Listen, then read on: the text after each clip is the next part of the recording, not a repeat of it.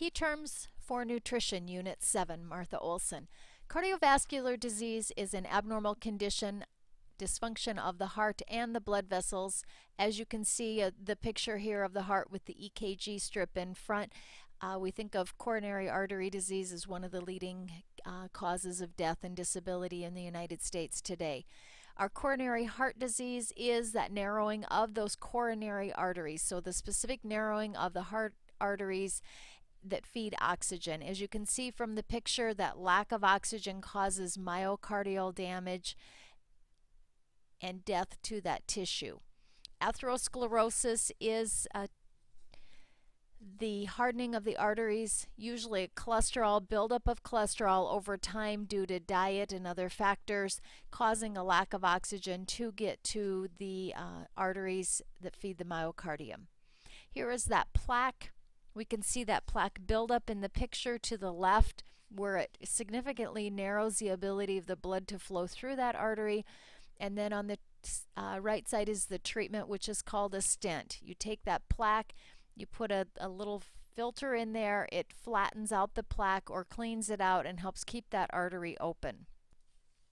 Hypercholesterolemia is a presence of greater than normal amounts of cholesterol in the blood. It can be from diet, but there are other reasons. Some people just genetically inherit high cholesterol levels. As you can see from the picture, there is good and there is bad cholesterol. Your HDL is the happy or the good cholesterol, and the LDL is the lousy or the poor type that we do not want to have. Foods that are high in cholesterol cause hypercholesterolemia. Liver is one that is known to do that, as well as your dairy products. Your meats, cheese, eggs have more or higher levels of cholesterol, and many people on cholesterol lowering diet would want to eliminate or minimize the use of those types of foods.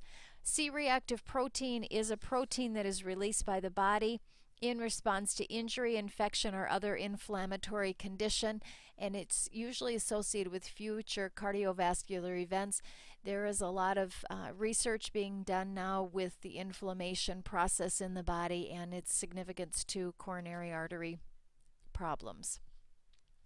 When we look at the terms here, hypertension, hyper means above, so our hypertension is a blood pressure above 140 for the top number or systolic, and 90 millimeters of mercury for the diastolic or the bottom number.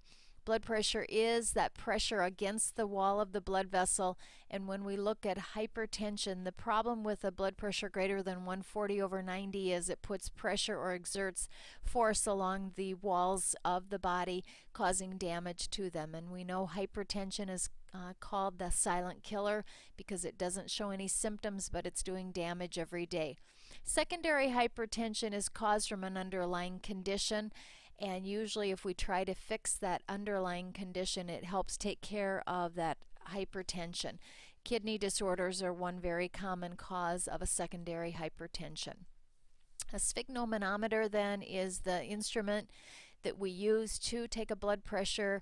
It's oftentimes called a blood pressure cuff.